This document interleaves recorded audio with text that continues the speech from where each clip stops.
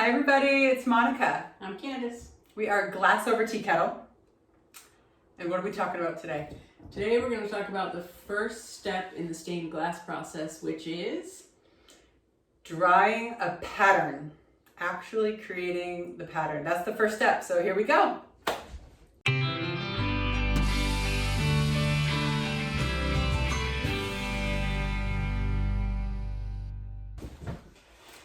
So here is our very sophisticated filing system. If you need any tips on that, please let us know. So we save every drawing we make for our stained glass. Because we make every drawing ourselves. Every pattern is original. We've drawn it, we've made it, and we've made more than 1,000 patterns. This is just one recent booklet of them. How else? Some other stained glass artists don't draw their own, they do other things. What else? Right, we do all of ours drawn by hand. Other stained glass artists do things like use a computer-based program to create their patterns.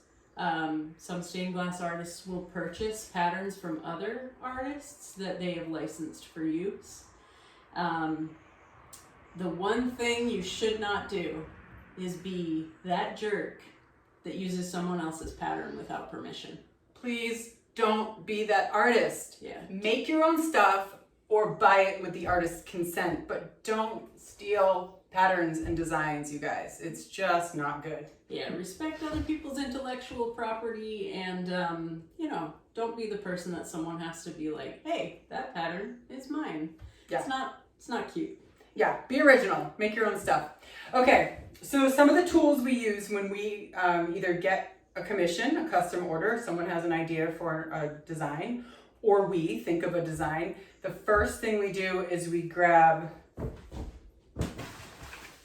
a cheese wheel size roll of butcher paper. Okay. It weighs about 93 pounds. It's so heavy. When we ordered it, we thought it would be like the size of a roll of tinfoil. And then this thing showed up, which was even bigger at the time. We went through a smaller roll, and then we ordered what we thought was a replacement. So we have enough butcher paper for a while. This white paper is great. It's easy to pencil, easy to use an eraser on it, and it's economical. And it lasts forever. Archaeologists in 300 years are going to find this, and everyone will know the story of stained glass artists and their roll of butcher paper. Yeah. That we have accidentally dropped on the hardwood floor and fully expected to find it in the basement. Yeah, seriously, pro tip, don't leave it on a shelf. We used to have it on a shelf like a roll, and we pull some down and cut it, and then it fell and hit the floor and barely missed my toe. Yes. So, leave it on the floor. It's heavy. Okay. Other tools we use when drawing, we are the old-fashioned way. Seriously, we use mechanical pencils and erasers. We go through so many of these pencils and erasers, but almost every day we're sketching. We're constantly coming up with ideas and patterns, and these are our favorite tools. What else do we use? We wear them out. Yeah. If you're like me and you like precision and you follow things to a T, a great thing to have is a square. Yeah. Little carpenter's square. Then you can make sure that your patterns are actually square and you're not going to end up with something that looks like a wind sock when it comes together. Yeah, I've had to embrace the square, you guys. I'm not the type that measures, and I've had to embrace this. Candace is very precise. If you see one of our pieces that's perfectly geometrical and exact, Candace made it. If it's more free form and flowy, I probably did it. But I have come to embrace this because I made a big rectangle window, and at the end, one side was more narrow than the other. Mm-hmm. Anyway, we don't have to talk about that. Rulers and squares, very good. What else do we use? Another thing that comes in handy, circles pop up in stained glass art a lot. So we have this circle template that is super handy. Yeah, a little stencil. And if you need things for a bigger circle, you can get like 8th grade geometry and do a compass. Comes in handy more than you think it would. Yeah, when you ordered that, I thought I would never use it. Mm-hmm. And I mean, I had. She still never uses it. I do. I've used it like twice. Yep. I really have. And I never thought after math class in middle school that I'd ever touch one again, but it really is helpful. After you've done your pattern in pencil, the next thing we do is we trace it with Sharpie. You want thin Sharpie. These are your lines. This is a shark. It was in pencil, and we trace each one. And if you're like me and you trace with your Sharpie prematurely, you're gonna need whiteout correction fluid all the time. Whiteout is an artist's best friend. Yeah. Once you like your pattern, you're sure it will work, and there's a lot more to that about a stained glass pattern and what cuts are feasible. You then number all the pieces and make photocopies of your pattern. Sometimes we don't make photocopies and we use it right away for, like this was original. When we solder right on it without making a photocopy, which is a future step we'll show you in a different video, but you can get burn marks on the paper. So it's better to just adds character to the pattern. But just photocopy it. Like this one was a hummingbird window with some poppies, and we clearly used it for soldering, and this was our original pattern. So it's okay, we can still make a photocopy of it after it's been used like that, but it's better to make several photocopies like that shark, and then this is further along in the process. We've already cut it, we've ground it, we've foiled it, we're ready to solder it, which we'll show you in a different video. But we use the pattern.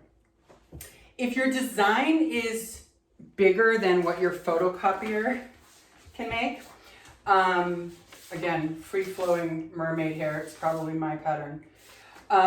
You might have to photocopy in sections. So my pattern was really big and I needed it to be in sections. This mermaid's coming along. She's ready to be soldered, and then I found some chunky stained glass, which I'm going to use for, not stained glass. Sea glass. Sea glass. It's like stained glass, but the ocean stained it. The ocean. Yeah, I'm going to put that around the frame somehow. I'm an experimenter. I haven't quite figured out how I'm going to get that around the frame, but I'm going to figure it out. And I'm an experimenter, as in I have to experiment with how to make Monica's projects work from an engineering standpoint. I know. Candace reminds me that it needs to actually, be able to hang appropriately and straight, so we'll work on that. Your art's amazing. Yeah, thanks. Sometimes, this is an example of my art that sometimes after you've drawn your pattern, this is one of my big octopus, I've made several, I still at the time make lines and white out and make adjustments as I go. So it's not ideal to do that, but we wanted you to know that the first step behind the scenes when you order stained glass is we get out our pencils and our erasers and our huge roll of butcher paper and we draw. Yeah, so if you're an artist watching this, we highly encourage you to make your own patterns just to avoid confusion. And if you are a customer, someone that appreciates art and stained glass, I think it's a good question to ask your artist. Just say, hey, do you is it an original piece? It's good to know. It's just good to know these things. So we're proud that we stick with that integrity. Yeah. If you have any questions about creating a stained glass pattern, just pop it in the comments below, or you can message us. We're happy to look at some patterns and see if they'll work in stained glass. Yeah. And if you have any questions about anything from the art of stained glass to running your own business or being a married couple that's in business together, just put it in the comments and we'll get back to you. Definitely. We're coming out with new videos every Wednesday. So next week's video is going to be the second step in the process, which is glass selection, which is so important. It's probably the most important. I think they're all important, but glass selection, yeah, we'll tell you some do's and don'ts. We'll give you some real examples of when it didn't go well. And so some are hanging in our house that we won't sell because the glass selection was wrong. But it makes a difference. So thank you for tuning in. Make sure you like and subscribe and hit the bell so we can keep making videos to help other glass artists and art collectors. Yeah. Thanks so much, and we'll see you later. Bye.